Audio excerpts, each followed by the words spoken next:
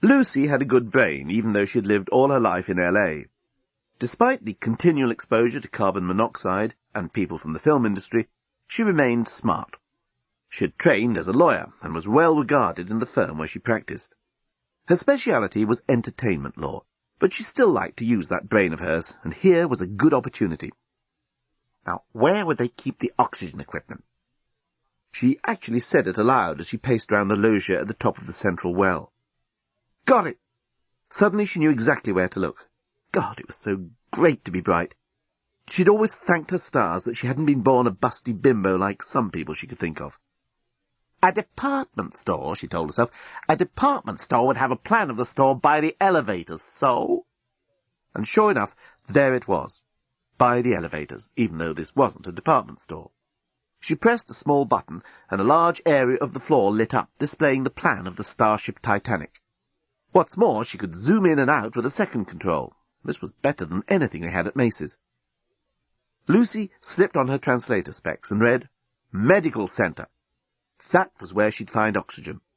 And without waiting to take advantage of any of the special offers the plan of the ship assured second-class passengers they would be delighted with, she made her way to the Starship's Medical Centre.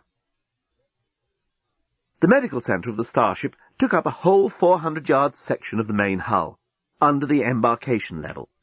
It was dazzlingly new and clean, and it said, Hello, and welcome to the Medical Centre of the Starship Titanic. A place to enjoy and savour the good things of life while you still have it. Not just somewhere to be sick. We guarantee you will feel no pain once you have placed your credit card in our card care machine. Jesus, thought Lucy, could they do with a new copywriter? Her breathing was all the time becoming a little more difficult, and it was noticeably colder. She looked around for anything that might resemble an oxygen cylinder, and suddenly froze, in a way that had nothing to do with the temperature. Unlike the rest of the ship, the medical centre was not unpopulated. There were two people, or were they people? There were two figures on the floor, and one of them was looking straight at her. Lucy stared back. Somehow she knew, without a shadow of a doubt, that he was not human. He looked human enough, but there was a curious otherness about him. It was intangible, subtle, intriguing. Then she noticed he had the most beautiful orange eyes. Lucy screamed and turned to escape, but the alien had already leapt to its feet, and the door of the medical centre had closed behind her. In her panic, she couldn't figure out how to open it again. A powerful arm gripped her round the neck, and a voice that sent a shiver right through her said, Don't struggle, I can break your neck. Lucy went kind of limp. She always claimed she didn't actually faint, but the journalist, for this is who had his arm around her neck, later said he dragged her over to the nearest bed and laid her out unconscious for several minutes. When Lucy came round, she saw her blood-stained assailant bent over a dead body.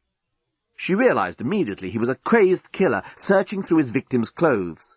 Such odd clothes, Lucy noticed. Strange colours, strange cuts, strange materials. It was at this point that she also realized she was tied down to the bed.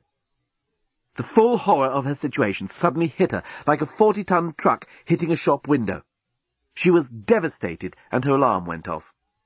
"Ah! Ah! Ah!" screamed Lucy. The journalist looked across at her and clicked his teeth in annoyance. "Shut up," he snarled. Oh my God! The murderer had spoken to her! Here she was, a defenceless woman, tied down onto a bed, waiting for this violent sadist to finish rifling the pockets of his last victim, and then come across to her and do what? Do whatever he likes. That's what? To her, to Lucy Weber, a graduate of UCLA Law School. Ah! Ah! Ah! Lucy had never screamed so well or so effectively in her life. Unfortunately, the effect was not to bring Dan running to her rescue, but to attract the unwanted attentions of her murderous assailant. He came across and stared into her eyes. The screams died on her lips as she registered the cruel twist of his mouth, the sadistic glint in those beautiful orange-coloured eyes. The next moment she saw his blood-stained hand move to cover her mouth. "Listen," said the psychopath.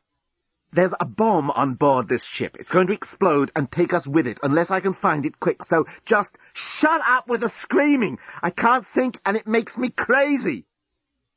God, thought Lucy, It was just like one of those films where the heroine is captured by the serial killer rapist and yet finds herself strangely drawn to him. What am I thinking about? Lucy suddenly brought herself up short. Ah! Ah! Screaming really seemed the only sensible alternative. Didn't you hear what I said? The killer rapist was now glaring into her eyes once again. Lucy felt her bowels go soft with fear, and her breath grew even scarcer than it was. There is a bomb. I have to find the bomb. Lucy went quiet and thought about this. A bomb was clearly not good news. The murderer returned to his victim and continued examining his pockets, of which there were rather a lot. Scraliontis had always been an expensive dresser, and you could always reckon on his suits having more pockets than anyone else's, that being the fashion of the day. Suffering supernovae, thought the journalist. I've never seen so many pockets. Why are you doing that? Lucy surprised herself with the steadiness of her voice. I'm looking to see if he's got a plan or anything to show where the bomb is, said the journalist. Why should he have? Asked Lucy. Stop asking questions, snapped the journalist. I just asked why. Because he planted the bomb. Oh, said Lucy, thank you. And then thought, why on earth am I being polite to someone who's just about to kill me? Maybe even rape me first. Or maybe he isn't. Maybe there were mitigating circumstances. Maybe the psychopath wasn't a psychopath. Maybe he was a caring family man with a flair for initiating excitement, who was resourceful in danger and yet prepared to submit to the will of a strong and loving woman. Is that why you killed him? Lucy felt surprisingly childish asking the question. Because he planted the bomb? I didn't kill him. Suddenly Lucy saw the murderer in a new light. For a start, he wasn't a murderer. In the second place, she noticed he was hurt himself. He seemed to be in some pain as he bent over the body. Perhaps he wasn't going to rape or kill her either. Ah-ha-ha! The journalist gave a yell that made Lucy jump. Have you got it? Lucy asked nervously. Shut up, said the journalist. He had a small piece of paper which he was now stuffing into one of his many pockets, although he didn't have nearly as many as Scraliontis. Hey, you can't leave me here! Lucy had gone from abject terror to incensed indignation in less time than most people could go from feeling okay to still feeling okay.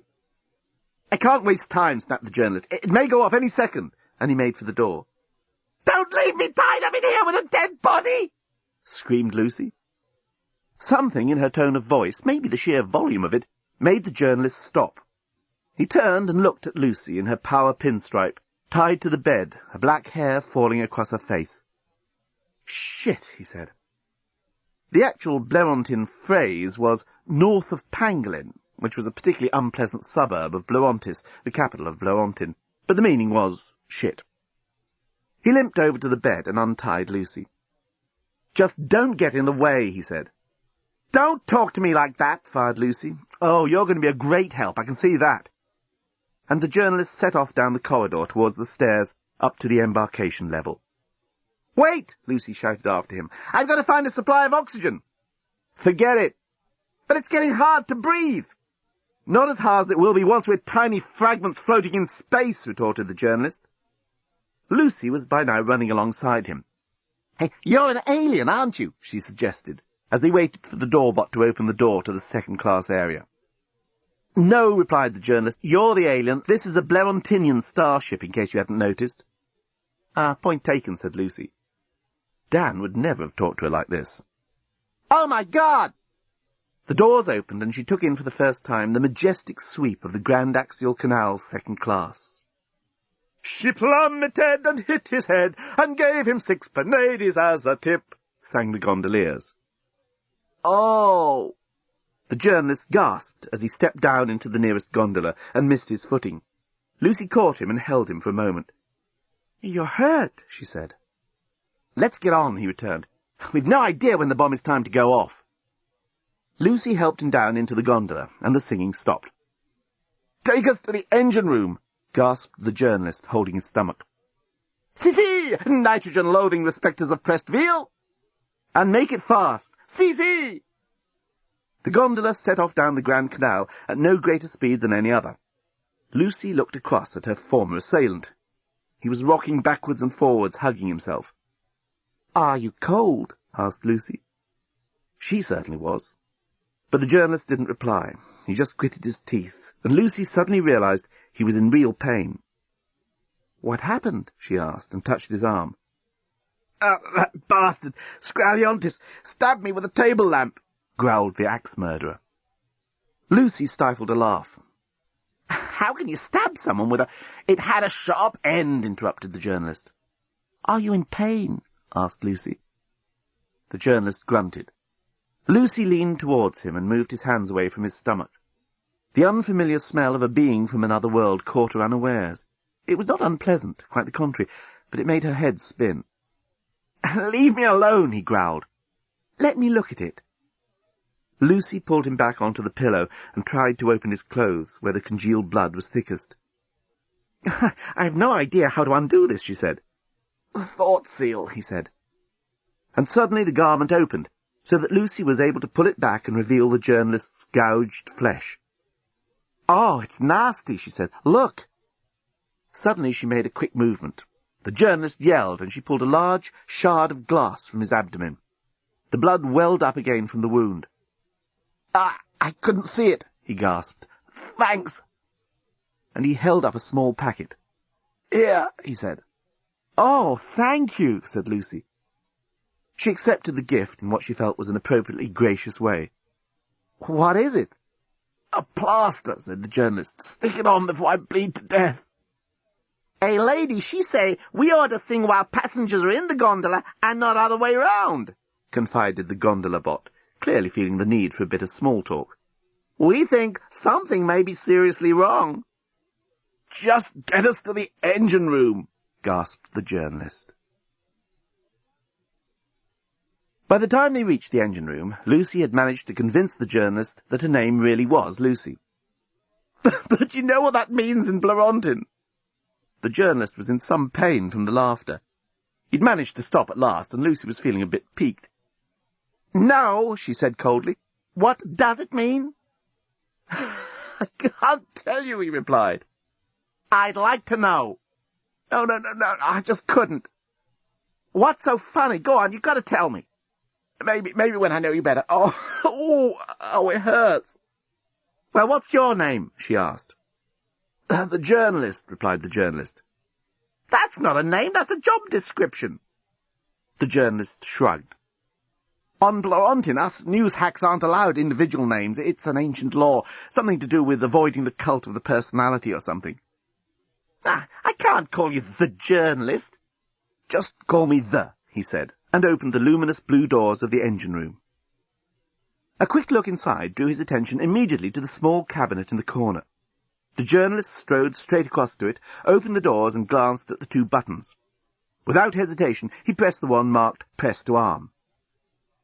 Immediately a flap opened, and a large black steel egg with fins rose up out of the top of the cabinet. At the same time, a voice boomed out, "You have just activated the 8D-96 Full-Force Megascuttler, a bomb to be proud of, created especially for you by the Megascuttler Corporation of Dormillion. This will be a fairly big explosion, so please stand well back, about 22,000 miles. Countdown to detonation commencing at once. 1,000, 999, 998, 997.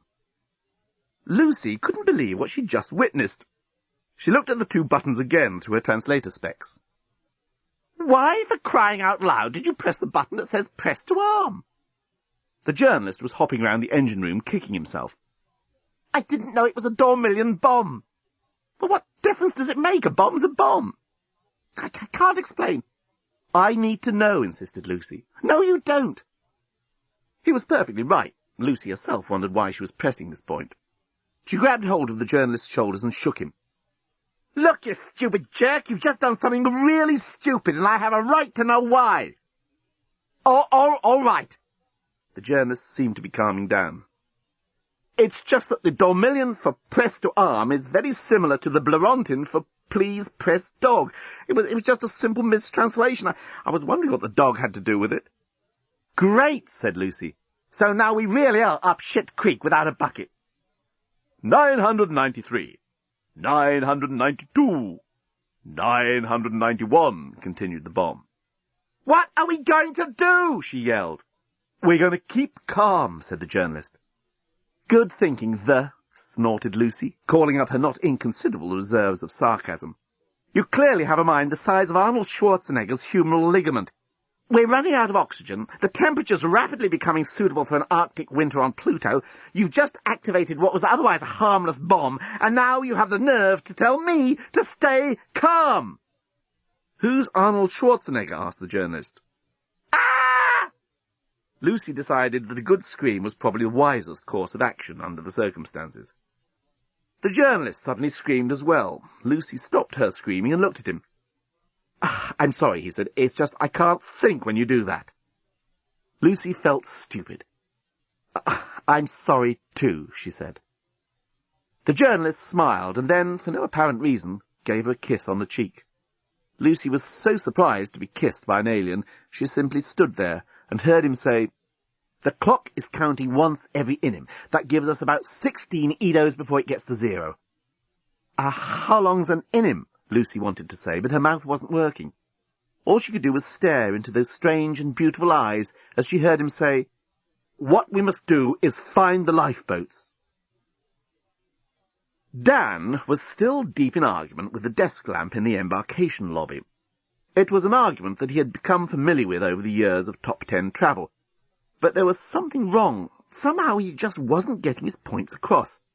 This damned desk lamp seemed to be coming out on top every time. Then Dan realized the problem was the air, or rather the lack of air. He just wasn't getting the amount of oxygen into his brain that a travel agent really needs in order to argue for a free upgrade. He was panting and gasping. He was also on his knees, and his head was beginning to spin. If you want me to go to the press and blow this story up, I'm quite happy to do so. He knew once you were reduced to this line of attack, the cause was probably lost. They'd never get into first class, they'd never get to the captain, and they'd all die of asphyxiation and cold. Great! At that moment he heard footsteps running across the loggia of the central well, and an exhausted Lucy, accompanied by a strange man with bright orange eyes, staggered into the embarkation lobby. They collapsed next to Dan and lay there trying to get their breath. Hey, who's this? Dan was surprisingly indignant for someone who was in the process of dying of asphyxiation. Bomb! Gasped the journalist. You're a bomb? Said Dan. No! Lucy felt she had to explain. This is Dan. Dan, this is the... Dan blinked a few times. There's a bomb on board. It's about to go off. The journalist managed to get out. We've got to get to the lifeboats. They're in first class, explained Lucy. Naturally. Now that is outrageous. Dan took this new ammunition and turned on the deskbot. If I tell the Travel Association that, they'll blacklist your whole fleet forever. Wow, that was some threat. Dan knew they'd had it levelled against the Top 10 Travel Co. Inc. countless times. The deskbot tapped its fingers on the desk and gazed up at the ceiling. Do you hear? Exclaimed Dan. I'll close this whole goddamn company down. Listen, you dumb bot! The journalist had grabbed the deskbot by its scrawny stand. This is a matter of life and death. There's a bomb about to go off in... He checked his watch. In 10 Edos. Oh, pangolin! How long's that? Asked Dan. But the journalist wasn't listening. He was too busy shaking the robot. Suddenly there was a crack and a flash, and all the lights went off for an instant. Hey! Cried everyone, and the lights came on again, although there was no cause and effect between the shout of hey and the recommencement of illumination. I'm sorry, there is nothing I can do unless you have a galactic gold credit card, replied the robot in a simulated, strangled voice. Pangolin, repeated the journalist. Please mind your language, croaked the despot. Don't you have a credit card, asked Lucy. She was appalled to think her new friend might not be the most solvent character on Bloontin. Not a galactic gold, he said. Who is this? Dan had switched back to indignation mode. You've got to earn over 7 panadas a week to get one of those beauties. The journalist was still trying to strangle the deskbot. It's getting really hard to breathe, choked Lucy. Ice was now forming on the edge of the desk. Dan pointed at it. "You call that supergalactic-class comfort?" "Take your hands off my flex," choked the despot. "You'll short me again." "Get us into first class now," choked the journalist, "or I'll smash your lampshade." Lucy had collapsed on the floor, and Dan rushed to her. "Hey, where'd you find that guy?" he whispered into her ear. "Save your breath," panted Lucy. "Ah!" screamed the despot. "Security!" "May you rot in pangolin!" yelled the journalist. It was at that moment that an extraordinary thing happened. Or rather, it was at that moment that an extraordinary thing crawled into the embarkation lobby, across the highly polished floor and up to the despot. It was clearly alive, although only just, and it was very old, very, very, very old. It was wizened and blackened. In its twig-like fingers, the creature held a personal electronic thingy. It waved this under the despot's nose and croaked in an ancient voice, "Upgrade! All of us!" The despot immediately sprang to attention and became perceptibly brighter. "Of course, madam. What a pleasure to welcome you to the first-class facilities of the Starship Titanic. You will find them without equal anywhere in the galaxy. Please go through and have a pleasant trip." There was a hiss of air returning to the cabins, and an instant rise in temperature, as the ship registered the arrival of 4 first-class passengers. The door to the first-class area swung open, and Dan and Lucy, the journalist and the ancient creature, stepped through into another and even more amazing world. "Nettie!" exclaimed Dan. "My God, you're Nettie! What's happened to you?" But the ancient creature, who Dan had rightly diagnosed as Nettie, couldn't reply. The moment they had passed into the first-class section, she collapsed and lay as if dead. The Gap T-shirt hung around her shrunken frame like an overlarge pullover. Her jewellery looked foolish and ill-advised on her scrawny wrists and neck. What on earth, or off the earth, had happened to her? What had, in fact, happened was this. The Starship Titanic was powered by the latest and most incredible invention of the great Leovinus's genius. No one knew how he had done it, and he had kept it an absolute secret. But somehow he had harnessed for the Starship, his beloved masterpiece, the vastest source of power in the probable universe. A captive black hole. Naturally, something as powerful as a black hole needed very careful handling and had to be surrounded by incredible safety precautions.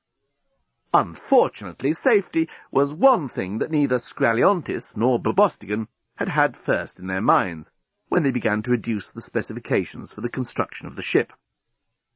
"There won't be anybody in the engine room," explained Skraliontis, when even Bobostigan had queried the wisdom of reducing the incredibly strong glass company's specs for the observation window into the black hole.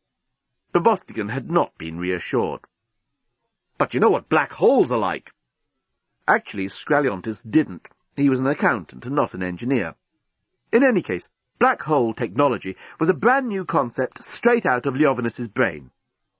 "Just take Leovinus's lowest parameter for the glass shield," he snapped. "We can't afford any more." It was Nettie who discovered the problem thus caused by Skraliontis's cost-cutting, as she climbed the ladder looking for the phone to the captain's bridge. The force of the black hole had simply plucked her off the ladder and absorbed her through the incredibly strong glass company's below-spec window. Once in the black hole, she had begun to spin around for, as far as her body was concerned, hundreds of years, travelling millions of light-years round in tiny circles. Fortunately, she still had her personal electronic thingy on her, and this dutifully clocked up all the miles she travelled. Nettie herself didn't know how she had escaped. In fact, she had been thrown clear of the black hole when the journalist had short-circuited the despot. Nettie was, miraculously, still alive, and, even more miraculously, still had the presence of mind to realize that she had accumulated millions of light-years of space miles, enough to get them all free upgrades to first class. "Less than 8 Eidos to go," exclaimed the journalist. "And that's assuming the bomb doesn't speed up its counting." What can I do about Nettie?" cried Dan, holding the ancient creature pathetically in his arms. "Oh, leave her! We've got to find the lifeboats!" And the journalist was off, running along the embankment of the Grand Axial Canal first class, with Lucy in close pursuit. "Come on, Dan," she called. "I can't just leave her," Dan yelled back. But they turned a corner and were gone.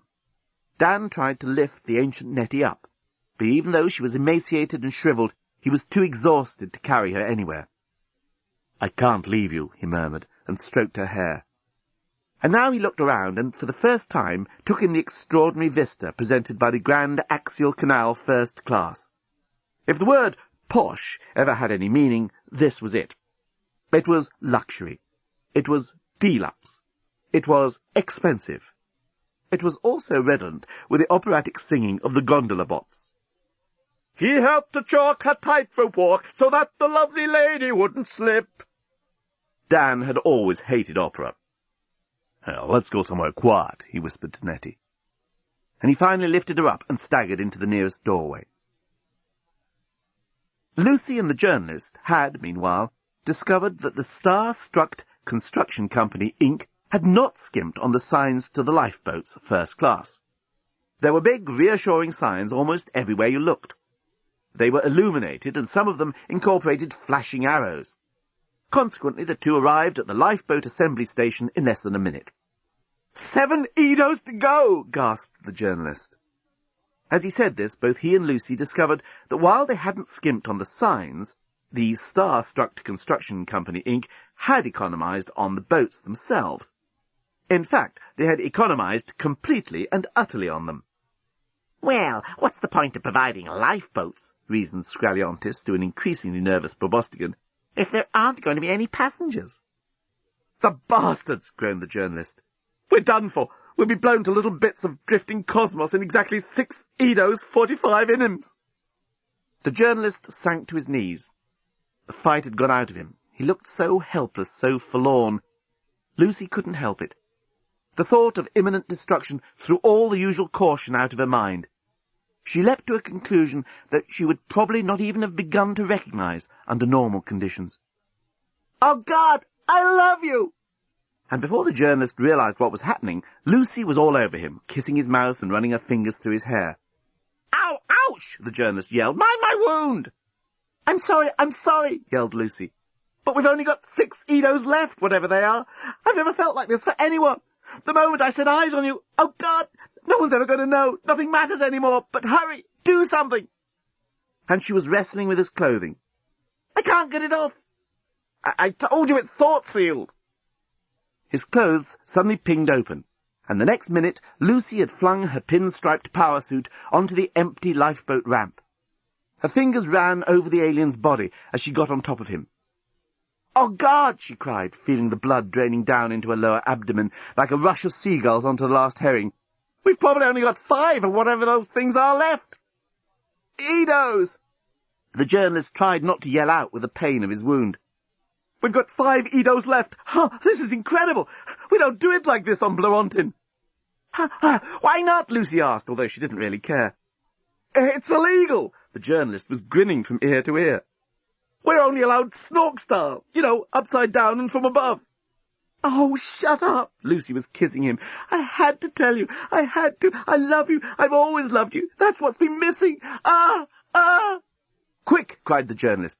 They had only 60 Inims before the bomb exploded. Yes. They rolled and kissed each other, oblivious to the cold metal floor of the lifeboat ramp under their naked flesh. "Life is so short." Lucy suddenly grabbed his hand and looked at his watch. It was totally incomprehensible. "What's it say? 30 Inims. Is that all?" Yes, I love you!" cried Lucy. "Oh!" cried the journalist. And the two of them collapsed together as the clock clicked to 0. They lay there waiting for the forever-ending explosion that would terminate their brief affair. But, unlike the two lovers, it didn't come. Lucy was the first to speak. "What's happened?" "I don't know," said the journalist. "I don't know." At the same moment, Nettie suddenly managed to sit up on the couch on which Dan had placed her. "Oh, my God! There's only 5 minutes before the bomb goes off." 5 minutes, thought Dan. This is where, in a cheap novel, the couple, confronted by imminent oblivion, would suddenly make passionate love. It was a pity Nettie was now as old as she was. "You've got to go and talk to it," she pleaded. What? I can't explain, just believe me. It's in the engine room. Hurry! What? Repeated Dan a bit gormlessly. Hurry! The engine room! Speak to the bomb! Dan decided that, while gormlessness had its place in the human repertoire of reactions, now was neither the time nor place for it. He sprinted out of the beauty salon, which was apparently where they were, and ran down the length of the Grand Axial Canal, trying to ignore the inevitable chorus. She threw her arms around his charms and gave him 6 panades as a tip. The first thing Dan saw when he burst into the engine room was a large bomb sticking up out of a cabinet. A friendly sort of voice was booming out. 58, 57, 56, 55, 54. Dan couldn't think what to say. After all, he'd never addressed a bomb before. He didn't have a clue what sort of thing it would be interested in. Hello, he said. 53, 52, hello, 51, 50, replied the bomb genially. Any chance of you not exploding? Dan thought he might as well get straight to the point. No, 48, 47. Dan was not the most imaginative of men. He knew it, Lucy knew it, Nigel had known it. He was dedicated, hard-working, loyal, thorough, all those admirable and desirable things for anybody's partner to be. But leaps of the imagination were not his forte, and yet he had one now. He suddenly knew the one thing that bombs were bound to be interested in. Look, do you really want to do this? He asked. I mean, isn't it a bit self-destructive? 46, 45, 40... Look, I'm just a simple counting and exploding device, and I'm not equipped for philosophical discourse. Please do not speak to me while I'm counting. Damn, now you've made me lose my place. You see? Recommencing countdown. 1,999. 998. Got the sucker, thought Dan. He checked his watch against the bomb's counting. They had about 16 minutes before they needed to talk to it again. He turned and raced back to Nettie. As he ran, the thought of Nettie kept riffling his mind like a gambler's hands riffling a deck of cards. God, she was so intelligent. How had she found out about the bomb's weakness so quickly? The clarity of her intellect made him feel so ordinary and humble. But then he suddenly remembered how she seemed old and shriveled. He must have been seeing things. That couldn't have happened to the beautiful, gorgeous Nettie. And yet it was then that Dan found himself thinking the most curious thought. Of course, it was terrible if something had happened to Nettie, and what had happened to her. But at least now, thought Dan, he might stand a chance of winning her. Lucy was putting her clothes on rather hurriedly. The fact that she and the journalist had not been blown to cosmic dust had severely embarrassed her. In fact, she didn't know where to look. The journalist was regarding her curiously. You do things very differently in your world, he said. Oh? Lucy tried to pretend that everything was perfectly normal. Yes, he said. On Blorantin, we have all these absurd rituals we have to go through before having sex. There's a thing called dating, when a young couple go out for evenings together without necessarily going the whole way, as we say. Then there's a thing called the engagement, where rings are exchanged. And finally there's an elaborate ceremony called a wedding, with a cake and bridesmaids and the best man's speech, not to mention the honeymoon. Oh, you wouldn't believe the rigmarole we have to go through in order to make love to each other. I like your Earth way of doing it much better. The bomb might still go off any second, Lucy reminded him. The bomb? Oh, Pangolin, I'd forgotten. The journalist thought-sealed his clothes. As they raced down the Grand Axial Canal second class, they didn't realise that they had missed bumping into Dan on his way back to the beauty salon by exactly a 1/864th of a second, which, by an incredible coincidence, was exactly where the bomb had got to in its countdown when Lucy and the journalist arrived back in the engine room. 864! 863, said the bomb. Why's it only got as far as 863? wondered Lucy. You're beautiful, replied the journalist. Lucy became aware that he was still looking at her in a rather odd way, and she suddenly wished he'd concentrate on the problem in hand. Maybe it doesn't count when we're out of the room, she suggested. She pulled her companion out of the door, but as she started to listen, Lucy suddenly felt the alien's hands around her breasts. "Oh, Lucy, I can't stop thinking about you," he murmured as he nuzzled her neck. 862, 861, continued the bomb. That was one theory out of the way, thought Lucy, disentangling herself from the journalist's embrace. Back in the room, she stared at the bomb and tried to think. But it was hard with the alien sticking his tongue in her ear and saying he loved her more than anything on his world. "Please, exclaimed Lucy. "We haven't got time for that now." "Oh, you started it," he reminded her. "Once we're roused, us Blerontinian males tend to be very single-minded." "I've met your type before," said Lucy, trying to push him away. "Oh, just put your hands on my thing again," he was whispering in her ear. "Stop it!" cried Lucy. What?" replied the bomb. "Oh, damn, I thought you were talking to me. Now you've made me lose count. Recommencing countdown. 1,999. "Oh, I love you," said the journalist. "You're all I've ever dreamed about." "That's it!" exclaimed Lucy. "We've got to keep talking to the bomb." "Please put your hand here," said the journalist. "Listen," cried Lucy to the bomb. "Which baseball team won the World Series in 1997? 997, 990... Oh, now I've told you before about interrupting me while I'm in the middle of a countdown. If you want a bomb you can have a good natter with, we should have got the Mega Scuttler Pro, which has multitasking, speech recognition, and general chattering software, and therefore makes an altogether more expensive bang. As it is, you've got me, and I'm doing my best under increasingly trying circumstances. Recommencing countdown. 1,999. "You have the most wonderful skin," moaned the journalist, biting Lucy quite hard on the earlobe. "Ouch!" cried Lucy. "Look, sir, you've got to stay here and keep talking to the bomb while I go up and find the captain's bridge." "I can't bear to be separated from you." "If you don't stay and talk to the bomb, we're both going to get blown up," she replied. "Oh, just bring me off once more," pleaded the journalist. "I'll be able to think properly then, honestly. Blerontinian males need to have 2 orgasms before they can think straight. It's well known." Lucy sighed, brushed the alien's hair straight, and wondered what on earth she'd got herself into. While Dan had gone to talk to the bomb, the prematurely aged Nettie had taken the opportunity to look around the room in which she found herself. At first, she thought it must be some sort of torture chamber, or at least an interrogation room. But once she'd put on her translator specs, she realized she was in the ship's hairdressing and beauty parlour. The thumb screws were actually elaborate nail clippers, the electric chairs were highly ergonomic sitting structures, and the individual gas chambers were hairdryers. It was obvious once you read the motto over the doorway. "Welcome to the Starship Titanic Beauty Therapy and Hair Creationery. You will leave here lovelier and younger." Nettie put out a wizened finger and pressed the button on the wall beside the couch, which was marked Press for Service. A metal cage on an articulated arm suddenly sprang up over the back of the couch and dangled a few inches in front of her face. At the same time, a large glass case began to descend from the ceiling until both she and the couch were encompassed by it.